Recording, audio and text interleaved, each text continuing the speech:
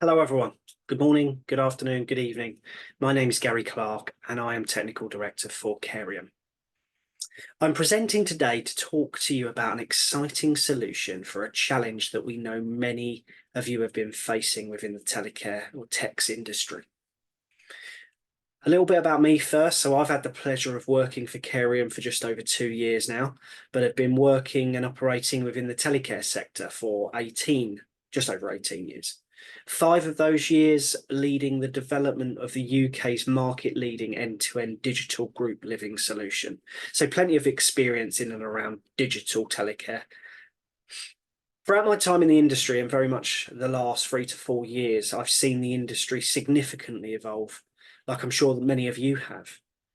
There's been a need to move at pace, and perhaps as we've moved into that digital era, there are some connectivity and resilience challenges that haven't been addressed or considered to this point.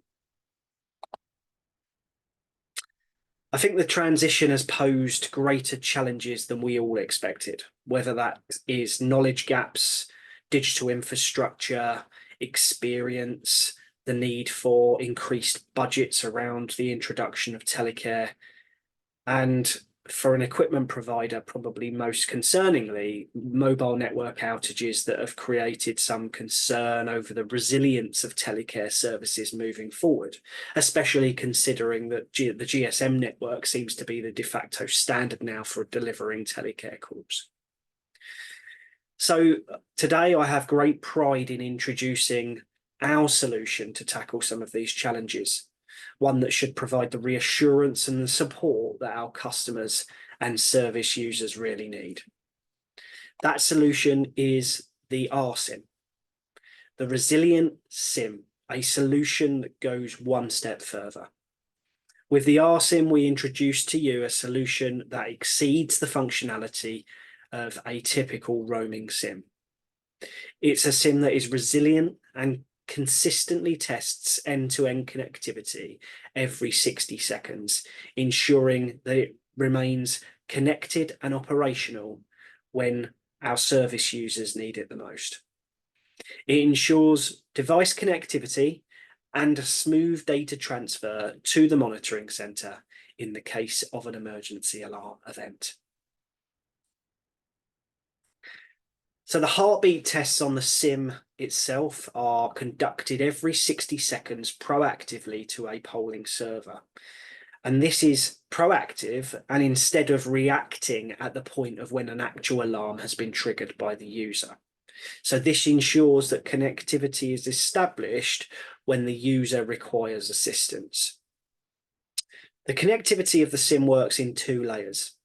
It has local network redundancy, so that should any of our devices fitted with an rSIM encounter connectivity issues due to local network problems, then the device and SIM will seamlessly transition to a new local network.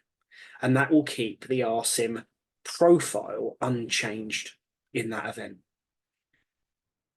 When we talk about core network redundancy, we are suggesting that should there be an issue be related to the core network operator, the rSIM will switch in that event to the backup SIM profile, i.e. a different independent core network. This will happen after 10 minutes or 10 missed SIM polls or heartbeats in a sequence, ensuring that it's got uninterrupted access when needed. Also, the rSIM is compatible with the very same devices you may have. So it's compatible with the ELISA family of devices, and it is the case of simply replacing the SIM card in those ELISA devices for the rSIM. It can be easily retrofitted into deployed ELISA devices in the field, or when you receive them back for repairs or reconditioning. So what is it? It's one SIM with 2 SIM profiles, a primary and a backup. It's one SIM with 2 independent core networks or SIM profiles that the device will use when needed. The Carium rSIM solution primary SIM profile is Tele2, our standard roaming Tele2 profile, and it has a backup SIM profile of Deutsche Telekom, again a roaming profile. Each profile has a unique telephone number, and you need to ensure that that unique two telephone number setup is supported by your alarm receiving platform. We know definitely that UMO does support this, and we also believe that JonTech does as well, but please check with your alarm provider. Just taking you through the key benefits of the resilient SIM in brief. So the SIM is autonomous. The decision making about what it's connected to is made directly on the SIM itself. It's resilient, so it runs on dual core infrastructure from independent mobile network operators. So those two profiles are independent from each other. It has built-in mobile network operator protection, and that, in the case of a switch, will avoid a signaling storm. It's device agnostic, so there is no dependency on the device, although it does work in conjunction with the device. All of the cleverness generally happens on the SIM itself. It's built by the leading global eSIM supplier. It supports over-the-air configuration to adjust resilience levels, and it's also got all the advantages, as it's an EU ICC SIM, of this functionality, e.g. insurance, localization, movements at scale, etc. It's also standards compliant, as you would expect it to be, and it's patented and has patents pending globally. So how does it work? In brief, every 60 seconds, the rSIM conducts a heartbeat check or a poll to test its end-to-end connectivity. If the SIM's heartbeat test or poll indicates a lack of local connectivity, the SIM, in conjunction with the device, will immediately begin to identify a root cause.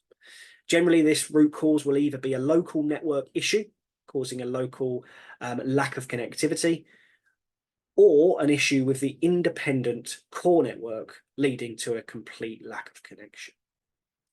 The device and SIM is given up to 10 minutes to identify the root cause and roam to a new local network. However, if the problem resides with the local network, then throughout this process, it may well roam to the new core independent profile. If it's identified that the issue is with the local network, then the device will roam and connectivity will be reinstated with no modifications made to the rSIM profile. As we said, if the issue is associated with the independent core network, then the rSIM will transition from the primary SIM profile to the backup SIM profile after 10 minutes. And then instantaneously, connectivity is restored. And at that point, if a stronger local network is also available, then this may be updated proactively. This diagram might help you understand, the process that the rSIM goes through with the device to identify a lack of connection. As we said, it polls every 60 seconds to detect and react to problems faster. During that period of time, if the rSIM detects that there is a lack of local connectivity, then it gives the device enough time to roam to another mobile network to restore its data connection, i.e. Free, Vodafone, Virgin Media O2, or EE in the UK. If the loss of connection persists, then the rSIM switches to a second independent core network in Deutsche Telekom, i.e. the backup.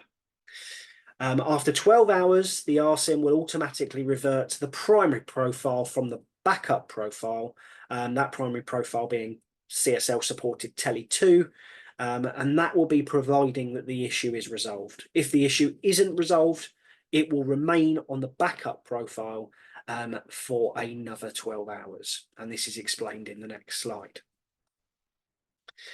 So as we said, after 12 hours on the backup profile, the device will revert to primary. We advocate for the SIM to return to the primary SIM profile as it offers greater resilience and support. And generally there is always a default, and hence the primary and backup naming convention.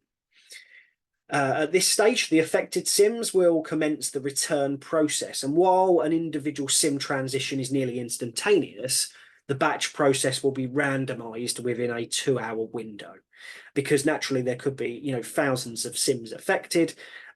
This protocol over this 2-hour randomized period is essential for safely migrating SIMs back to prevent a signaling storm from taking place. And we have had historically issues on large outages with signaling storms taking place, hence why this is now done over a randomized window. It will be extremely rare for an outage to last any more than 12 hours, which is why we've selected the time period for the migration of the affected SIMs back to the primary profile. And as said, if it does extend longer than this 12 hours, then it will attempt to revert back to the backup profile, back from the backup profile to the primary profile, and then realize that it cannot do so and sit on the backup profile, attempting again after another 12 hours. When the rSIM profile does switch between primary or backup, whichever way it is moving, there will be a 5-minute interval where no heartbeat checks are performed. Why is this the case? Well, during that initial 5-minute period of switch, we want to avoid overloading the device with additional data, so that it ensures a seamless and swift switch, and alarm calls can be safely delivered during this period of time. This slide, neatly breaks down the process from start to finish. So you can see the blue area here, which is the successful polls of that primary profile to the profile SIM server, and that will take place every 60 seconds, those polls and heartbeat checks.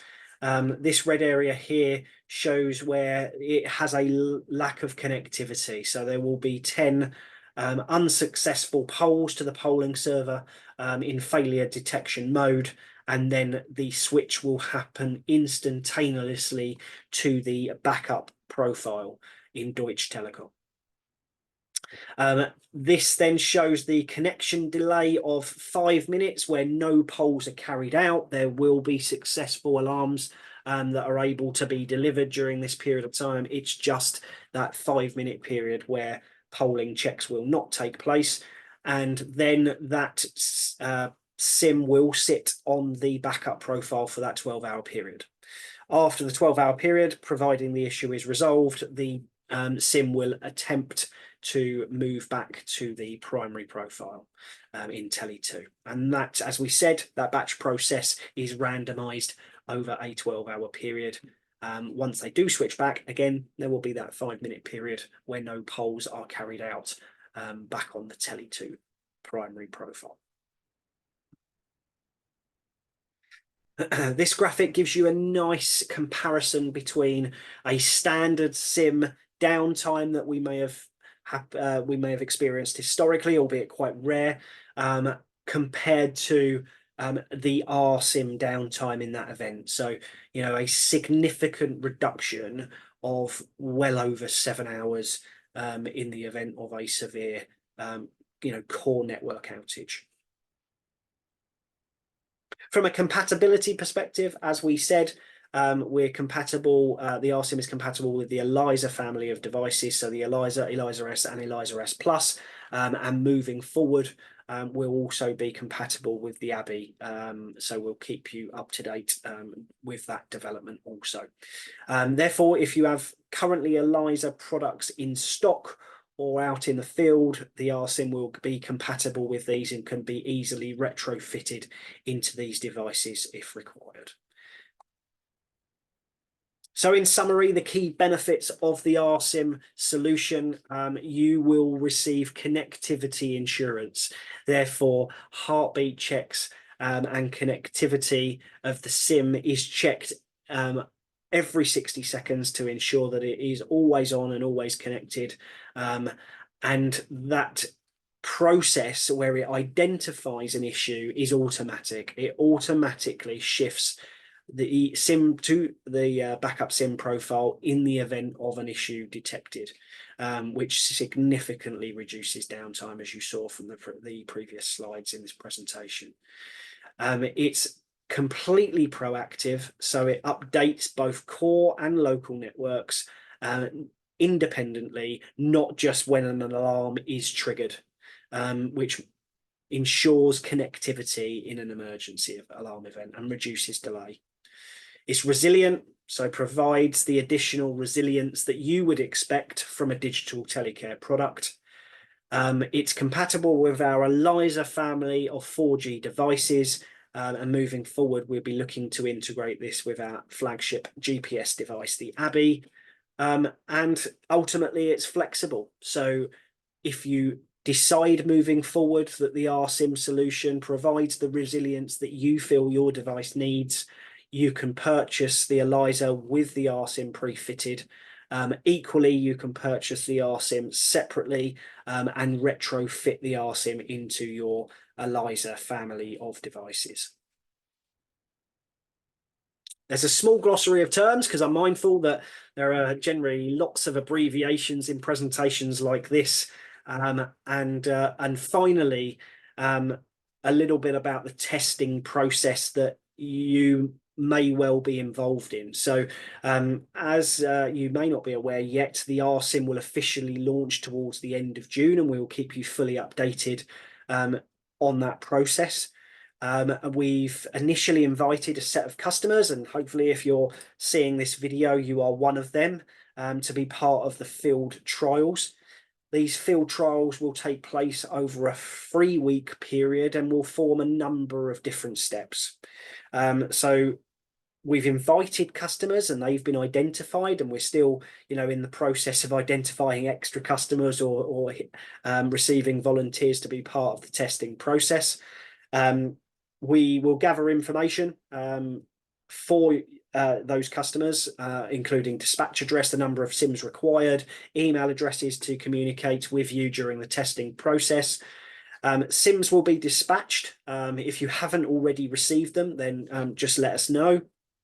And we will get those dispatched ASAP, but I'm fairly confident that all of the testing customers we've identified should have received their SIMs. A test plan and literature will be circulated, so you will have a full test plan of instructions as to what to test during the testing period. You will have guides that are sent to you around the programming of the ELISA devices, how to default the devices if you need to, and a small guide on how to change the relevant technologies on the device, i.e. 2G, 3G, 4G.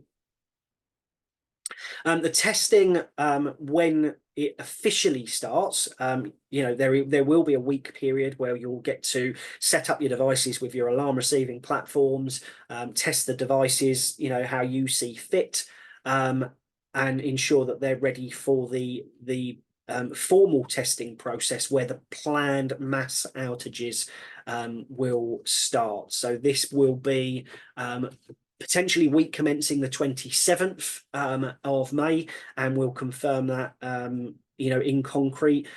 Testing will involve 2 planned outages, one on a Tuesday starting at 9:30 and one on a Thursday starting at 9:30, and this will be each week over the 3-week period.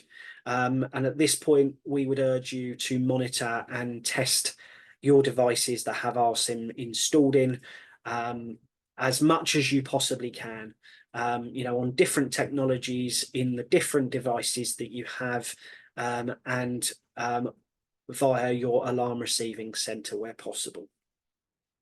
As suggested, the rSIM will work in the ELISA family of devices only, and the mass outages that we perform will affect only the rSIMs and not any of the other SIMs that you have in live products. Okay, so what we have neatly done for our testing customers is created a sub-organisation on iCare Online where your devices should sit for the testing process. So they should be called rSIM tests, and those sub-orgs, you are welcome to move those ELISA devices that you have in place to the sub-organisations that we've created.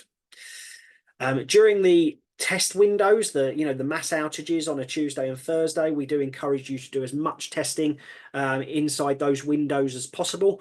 And we recommend that all of the tests you do, whether that be inside or outside the window, that you document these results on either the test plan or you create your own results table to feed back to us.